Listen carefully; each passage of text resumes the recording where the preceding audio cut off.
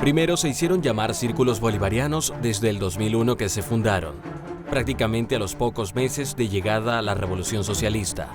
Y su intención, según los impulsores de esta idea, fue promover y llevar a las comunidades las ideas del entonces presidente Hugo Chávez. Pero con el tiempo ese dejó de ser su accionar.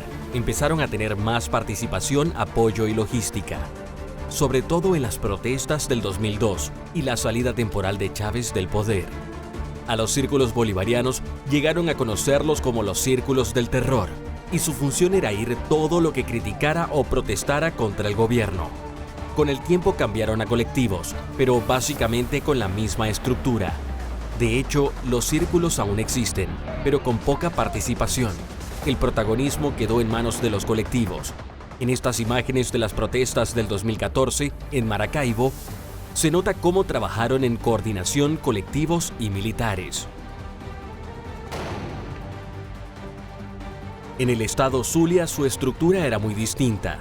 Tenían más presencia debido a que el chavismo no tenía los principales poderes en la región, gobernación y las alcaldías más representativas. Todo inició cuando llegó Giancarlo Di Martino a la alcaldía. Sí, el mismo alcalde que difundió canciones de la guerrilla y la apoyó abiertamente.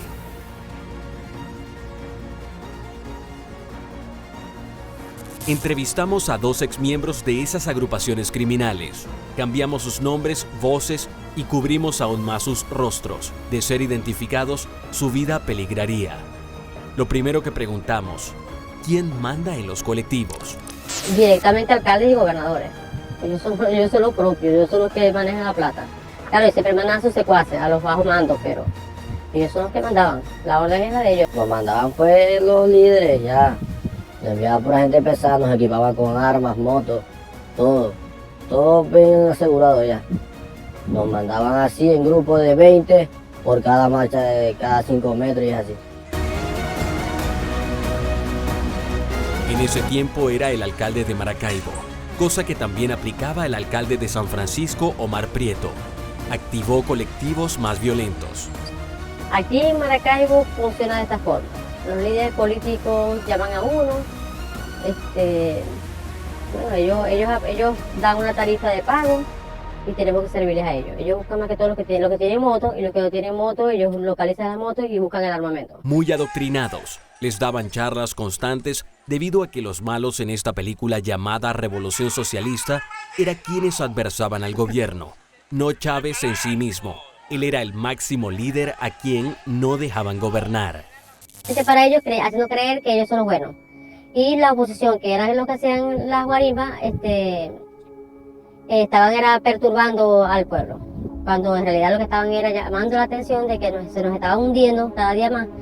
Y que gracias al gobierno y a su mala gestión, mucha gente ha muerto de hambre y mucha gente ha padecido. Este personaje, Ángela, manejó casi un batallón de estos colectivos.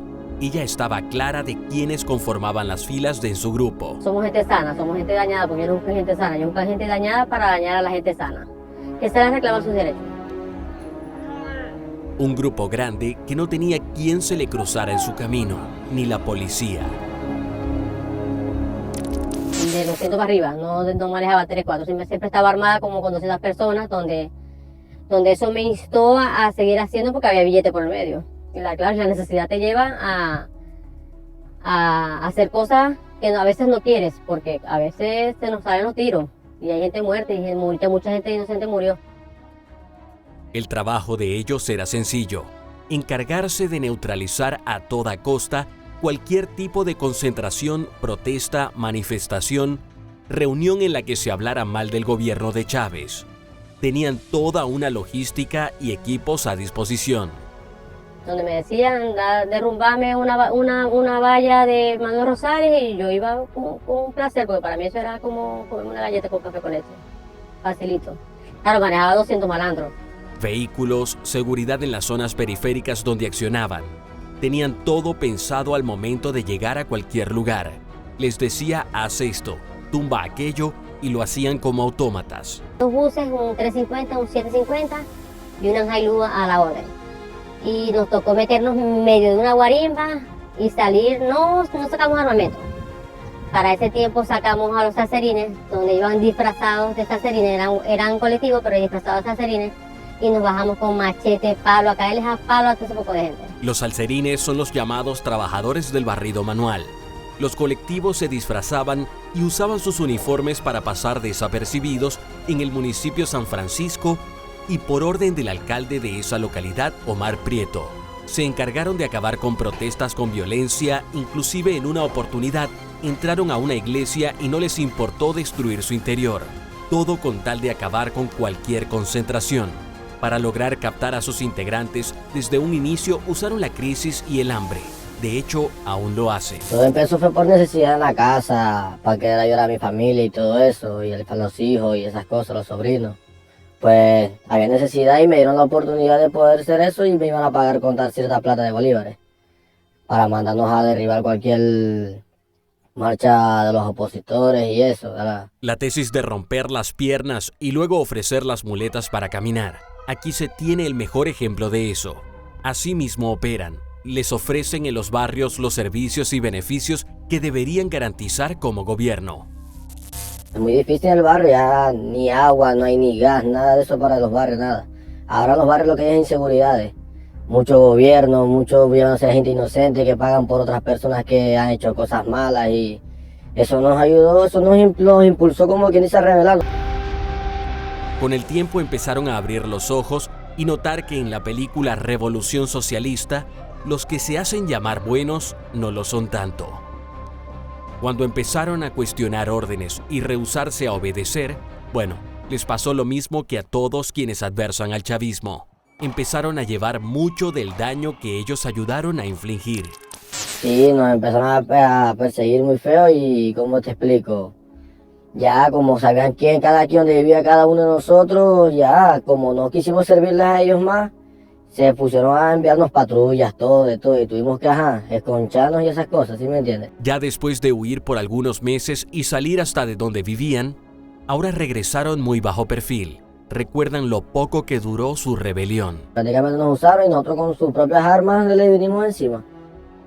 Ahora operan muy distinto. Ya fuera Chávez de la ecuación y entrando Maduro, el esquema que se aplicó con los colectivos fue el mismo. De hecho, aún más organizados. Claro, después de tantos años de planificar violencia, se hicieron más efectivos. Cuando Omar Prieto subió a la gobernación, la violencia que se vivió en San Francisco la diseminó por varios municipios de la región. Llegaban a las protestas y mientras unos tomaban el lugar, otros neutralizaban a quienes portaban celulares. Por esa razón, había pocas grabaciones durante ese periodo. Los colectivos, por los momentos, están y se activan en caso de ser necesario. La logística, el dinero, siempre llegan. Solo que ahora entran unos personajes que no estaban hace unos años atrás, las bandas organizadas. Ellos también aportan lo que necesitan estos grupos políticos para favorecer a la revolución socialista, y las elecciones del pasado 2021 fueron el mejor ejemplo de eso. Existe una especie de organización mixta integrada entre gobiernos chavistas instalados, bandas criminales y colectivos. En la actualidad, muchos colectivos cuidan hospitales y demás instituciones. En el hospital universitario están instalados, y su función es evitar que se visibilice lo que pasa puertas adentro del hospital.